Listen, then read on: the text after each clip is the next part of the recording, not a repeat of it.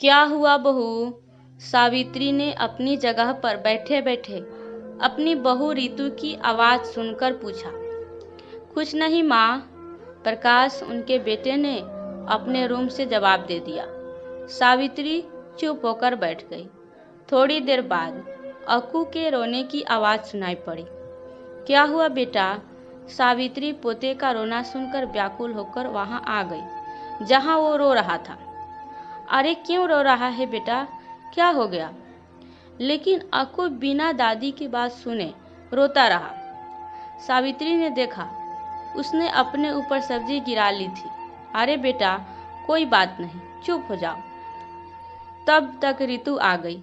कितनी बार इनको मना किया, प्लेट लेकर मत चला करो, लेकिन यह मानता ही नहीं और सब्जी अपने ऊपर गिरा ली। उसकी शॉर्ट उतारते उतारते रितु बड़बड़ाती जा रही थी। कोई बात नहीं, हो जाता है, बच्चा ही तो है, सावित्री ने रितु को समझाते हुए कहा। तभी पीछे से प्रकाश की आवाज आई। मम्मी, आप ऐसे समय मत बोला करिए, यह बहुत शरारती होता जा रहा है। सावित्री चुप हो गई और अपने कमरे में चली गई। थोड़ी देर बाद अक्कू उसके पास आया। दादी क्या कर रही हो? दादी मेरे साथ खेलोगी? मैं तुम्हारे जैसा कैसे खेल पाऊंगा? अभी कुछ ही मिनट बीते थे कि रितु की आवाज आई। कक्कू, स्कूल होमवर्क करना है। अक्कू मुंह बनाकर वहां से खेलने का वादा करके चला गया। सावित्री सोचने लगी, जब प्रकाश छोटा था, जेठ देवर उनका परिवार सब एक साथ ही रहते थे।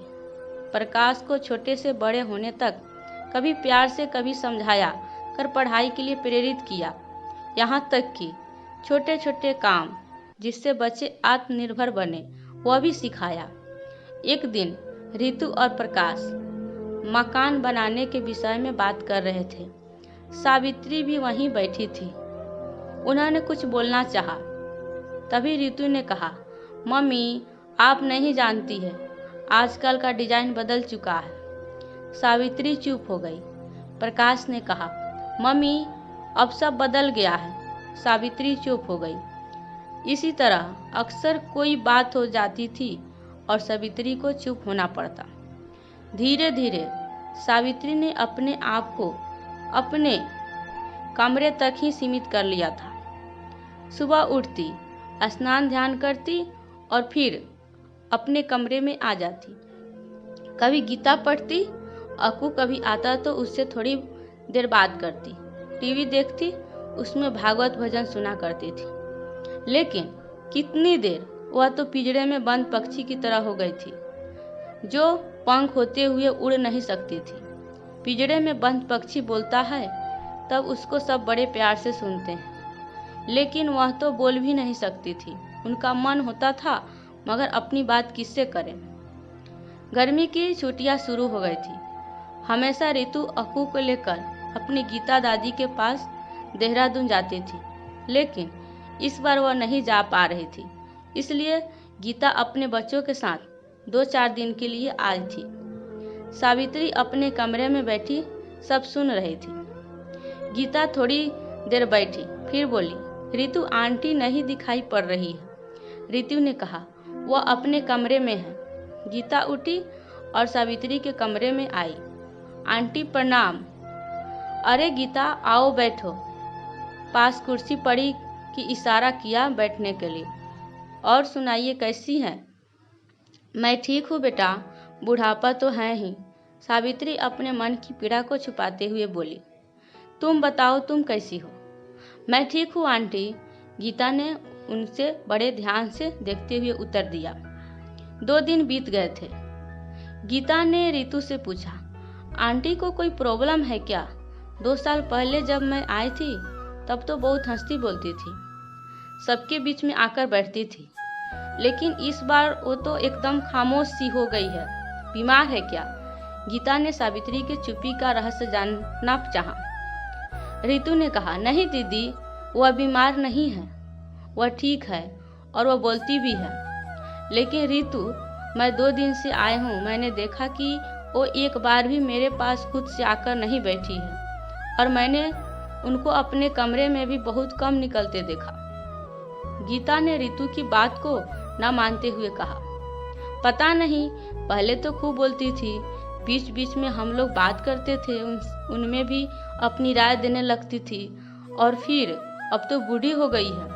उनके समय और आज के समय में बहुत परिवर्तन आ गया दीदी, अब वैसा कुछ भी नहीं हो रहा जैसे पहले होता था। रितु ने वहीं पर बात खत्म करनी चाहिए। तो बुरा ना मान तो एक बात कहूँ, जो इंसान पहले इतना बोलता था, हर काम करने के लिए आगे बढ़ता हो, अगर वह बिना बीमारी के, बिना किसी समस्या का चुप हो जाए, एक ही जगह बैठ जाए, तो इसकी वजह कोई छोटी नहीं हो सकती है, गीता ने कहा। गीता फिर बोली, रितु, मैं तुझे जानती हूँ, तुम्हें ज़्यादा किसी दूसरे का बीच में टोका टोकी पसंद नहीं है। इसके लिए सिर्फ यही कहूँगी, माना कि परिवर्तन हो गया है, समय में माना कि हर चीज़ बदल रही है, लेकिन तुम उनके अनुभवों से नए आइडियाज ले सकती हो। उनको छोटी छोटी बातों में शामिल करो, उनको एहसास दिलाओ कि तुमको उनकी ज़रूरत है।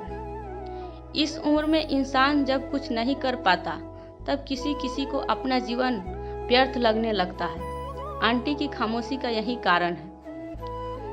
कहा कि बात लेकर आप बैठ गई, रितु ने बीच में गीता को टोकते हुए कहा। मगर गीता चुप नहीं हुई, क्योंकि उसने सावित्री को इस उम्र में भी बच्चों की तरह चहकते हुए सुना था। वो बोली, तुमने देखा है, घर में भाभी मम्मी को हर छोटे छोटे काम में शामिल कर लेती है। पौधे के बारे में कुछ पूछना हो या अचार कैसे रखा जाता है, इस तरह की बहुत सी बातें इंसान को उसके महत्व का एहसास कराती है। रितु चुपचाप गीता की बातें सुनती रही। उसको यह एहसास हो गया था कि उससे बहुत बड़ी गलती हुई है। दूसरे दिन सावित्री जैसे ही रोज के कार्यों से निवृत्त होकर अपने कमरे में आई, पीछे से रितु चहकती हुई बोली, मम्मी देखिए साड़ी कैसी लग रही है। सावित्री के कानों में रितु के शब्द मिस्री की तरह घुल गई। उनके होठों पर एक मुस्कान आ गई। वो बड़े प्यार से बोली, बहुत सुंदर लग रही है, इसका रंग तुम पर बहुत अच्छा लग रहा है। इतना सुनकर रितु खिलखिलाकर हंसती, जिसे देखकर सावित्री भी कुछ समय पहले की तरह हंस पड़ी। दोनों सास बहू की हंसी मिल गई। दोस्तों, जब माता पिता बूढ़े हो जाए तो उनको कभी भी बेसहारा मत कीजिए। उनको एहसास दिलाइए को कितना महत्वपूर्ण है, और उनके साथ थोड़ा समय दीजिए, उनके साथ हंसिए, बोलिए, उनसे किसी चीज़ का राय लीजिए, ताकि उनका भी मन बहला रहे। दोस्तों, कहानी कैसी लगी? यदि अच्छी लगी हो तो लाइक कमेंट करना बिल्कुल भी मत भूलिएगा। यदि चैनल पर नए हैं तो सब्सक्राइब जरूर कीजिएगा। आपको कहानी सुनने के लिए बहुत बहुत धन्यवाद।